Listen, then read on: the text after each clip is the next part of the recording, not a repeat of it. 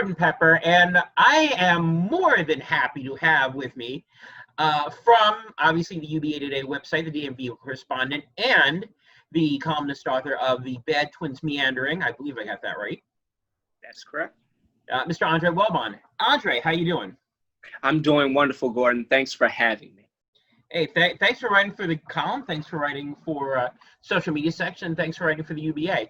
Now, let's chat a little bit about the DMV and what's going on down there. Because unlike everywhere else, I think the DMV still has bowling alleys, and you guys can actually bowl. Yes, it's been very exciting down here for now. Where we opened about 3 weeks ago, and we're bowling out of Quantico. So actually, we've been getting into the swing of things a lot down here. So there's a lot going on, actually. So I'm sorry. No, go ahead. Go ahead. Okay. So obviously, I know that you're aware of Battle Bowl going on in Delaware. I'm not sure if you're aware of this or not. Bolorama, that is part of the Delaware area, which is where Battle Bowl is going to be there, was also supposed to be hosting the Rodman. But as of Saturday, July 4th, by the way, happy belated Independence Day to you. Same to you. As of Saturday, July 4th, that Rodman for right now has been canceled or at least postponed. What are your thoughts? What are the thoughts of the bowlers in the area? Well, it's disappointing, but it makes sense. Right now, there's a little bit of a spike. So the TNBA reps, and I know a few of them, are just erring on the side of caution. We definitely want to bowl, and it's a huge event for us in the DMV area. But to be safe and to avoid people contracting diseases and just giving people enough chance and opportunity to deal with this new way of life, it just makes sense. So I actually agree with them canceling it. I would prefer them to have postponed it a little bit until maybe September to give the centers enough time to recognize how they're going to deal with the events and deal with the individuals that are coming into the alley in the center. I would actually like more of a thermal test where they test the head and figure out who may be showing an elevated temperature at that time.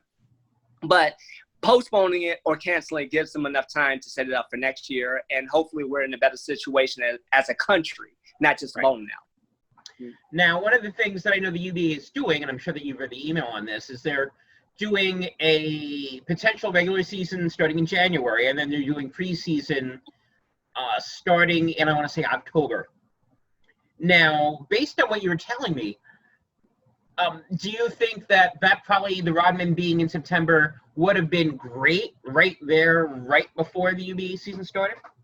I do think it's great. I think that, like I said, in DMV, we've been bowling for a while now. And the centers that have been bowling have been exercising social distancing. There have been no real issues with anybody bowling. Nobody has contracted disease because from what I read, people were bowling in triad and somebody got sick at that time. So here in the DMV area, we have actually not experienced any sickness or any illness. Everybody has been wearing their masks. Most centers require you to wear it while bowling. So we've experienced no problems. So if we pushed it to September, we'd be able to get in these centers. Everybody would understand the flow of things.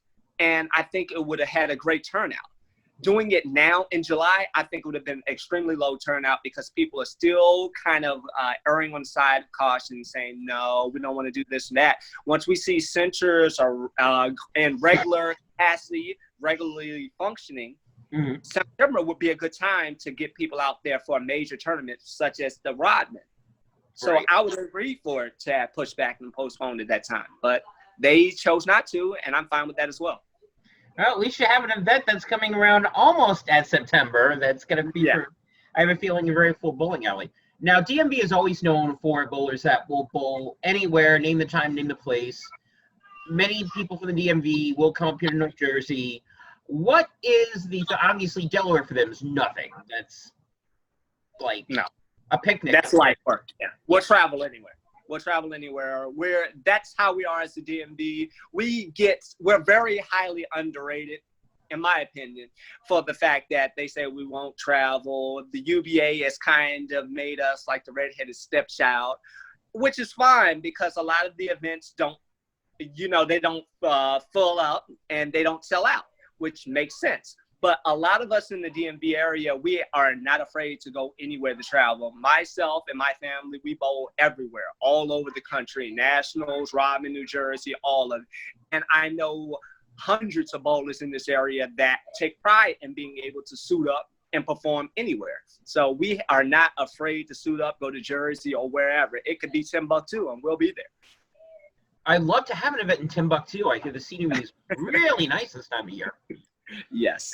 Actually, in all seriousness, I don't think it's, and I've always said this, I don't think it's the DMV's fault that there are events there that don't necessarily sell out. I know the last event that was in the DMV, you had a lot of turnout from South Jersey, and once I saw that, I'm like, finally, people are going down there. I think that's part of one of the things that I'm hoping that the UBA will do, hopefully to come in terms of doing different things. I know Mega Bowl has been in Virginia, which obviously is smack dab in the middle of the DMV. And hopefully there'll be more of that. That's what I'm hoping, because, again, the DMV deserves it. Now, one of the things that the DMV also deserves, and which you've given them, is their own award set. Now, tell me a little bit about this. Because it's up on the UBA Today site. If you want to go see it, it's up there on the website. So tell me about the origins and how that came out and why you came up with it. Well, we love to talk trash, and we have a major trash talker in Mr. Rob Bateman, who just happens to be the president of the #1 team in the DMV North, which will never hear that down at this point now. So it started off as a jab at them because of the asterisk season. So I said, well, why not give us an award for this season that has been abbreviated? And that's how it started. It's kind of as a joke at them, but it kind of took flight. So it made sense. So it started off, they did great this season. So I said, well, let's give the Big K their credit where credit is due in winning the DMV North asterisks and an outrage finishing 5th. I mean, Rob Bateman just pushed and pushed. It was a political move on his part for Andre.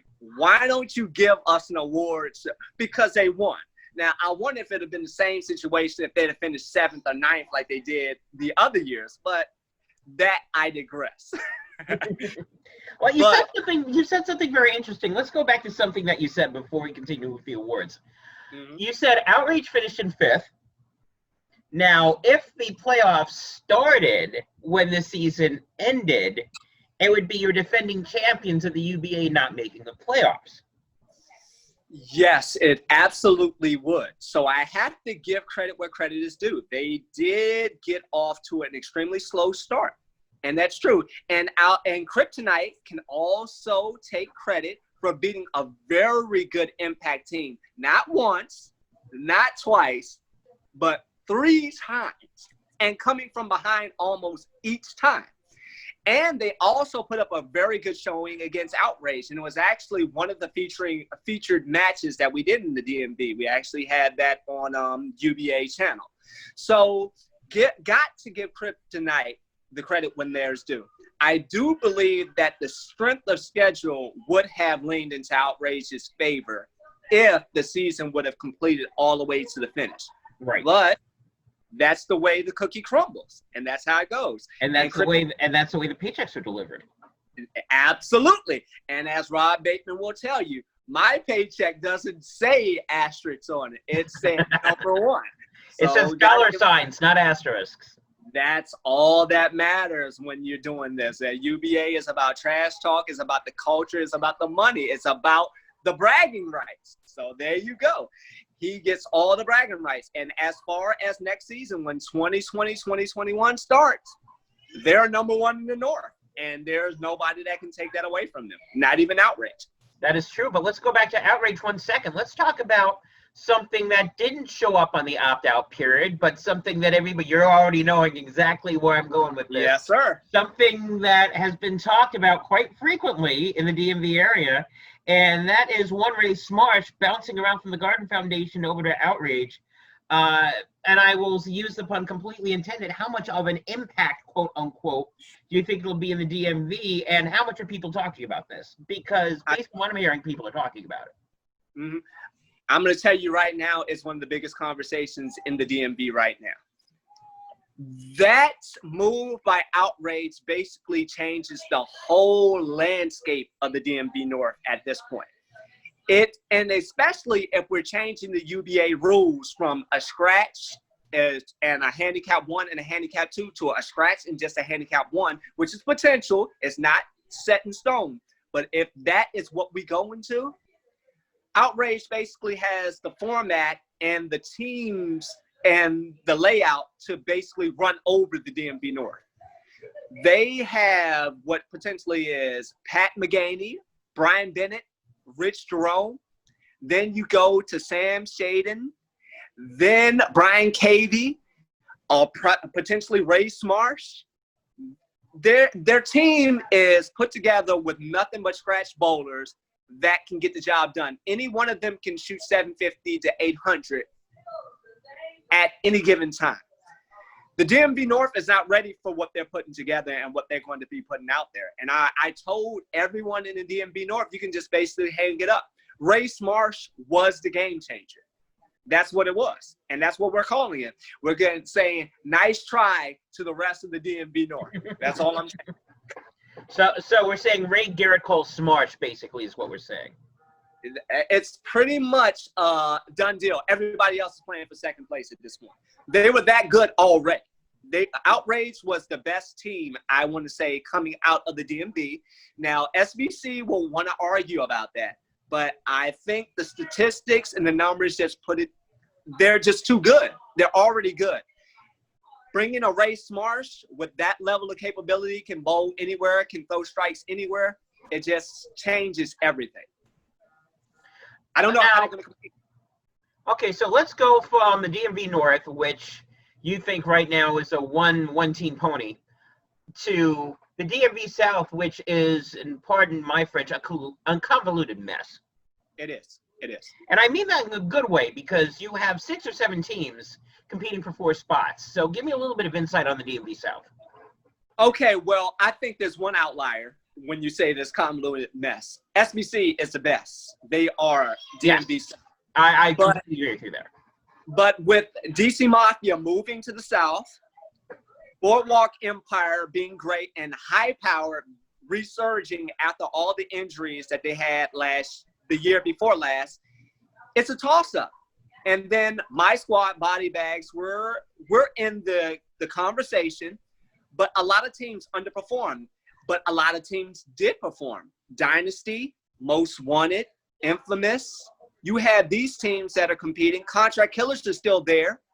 Then we have a team that actually folded this year, DMV Hit Squad, which was actually in the playoffs just a year or two before. I think that where we are situated now, the DMV North likes to say that DMV South is the redheaded stepchild because there's no clear-cut winner other than SBC. They say everybody else in DMV South is just competing to see who loses to SBC, which may be true at this point. But the fact that we're so tight, I think fourth place was only 15 to 20 places away from the 8th or 9th spot team. Mm-hmm. So that means that we're very competitive in the South. I like to say the DMV North has maybe 5 good teams, 5, 6. And the Expendables, we throw that in there. But everybody else is just playing catch-up. We in the South are a little more competitive, and I think the houses that we bowl in are a little more challenging, which makes them more competitive. But SBC is the pedigree. High Power, Boardwalk Empire, DC Mafia, they're in the running. And Dynasty, we got to give them credit, and Most Wanted too. Well, and part of the reason why I say it's a mess, as I said, I don't mean it in a bad way, it's a good way. Oh, yeah. It's flip a coin, really, to see who makes the playoffs, because you're rattling. I remember, obviously not this past year with the asterisk on it, but 2 years ago, you were in a situation going into the last match, any of 9 teams were mathematically alive for the 4 spots. And may I add that my team tied with the team that made it into the last spot, and they didn't want to do a roll-off. So I'm going to just let that go, but we still are a little sore about that. But, yes, we're very competitive in the South. I think that the teams match up very well. There is a clear number one at right now, and I think High Powered is pushing to be that number two in the DMV South, but all the teams compete very well, and we're not afraid to suit up against anyone. I think that in the North, there are two really dynamic teams. One, definitely Outrage. I think at this point, Kryptonite is unique in the fact that they went from 7 to 1, and that is pretty much unheard of, but they added by subtraction. I think the Expendables are another very, very unique team that we're going to see out of DMV North this year. But going back to the South, Boardwalk Empire is one of those just blue-collar worker teams that always seem to make the playoffs. And Dynasty, I don't know what it is about them. You remove their team, you get rid of – we lost Chucky Hood in the DMV South, who rest in peace. Right. Which a big part of that squad, but they just keep getting the job done. And SBC keeps pulling people along. Everybody keeps trying to mimic that formula, and none have seemed to do it well. But we're getting close, and that's why the DMV South is so close at this point. All right. Anyway, I have just about run out of time. I'd love to chat for longer, but my Zoom timer won't let me. Any last words? Anything that I haven't said, Mr. Welbon? It's Welbon time. Any shout-outs you want to add? Well, I would just like to say is that at this point, everybody in the DMV, UBA related, is looking for Battle Bowl. Looking forward to it. We do want more teams involved, and with the format as it is right now, we understand that you're trying to cater to the more popular ones, but we're just excited to bowl. We're excited for the season to start, even with the preseason, and I just want everybody to stay healthy. Thank you very much, Gordon, for interviewing me and giving me a chance to highlight the DMV, and that's it. Cool. Thanks for being here, and again, I look forward to reading more of it. And for everybody that goes on the UBA website, on UBA today, The Bad Twins Meandering. That is his column. Please check it out.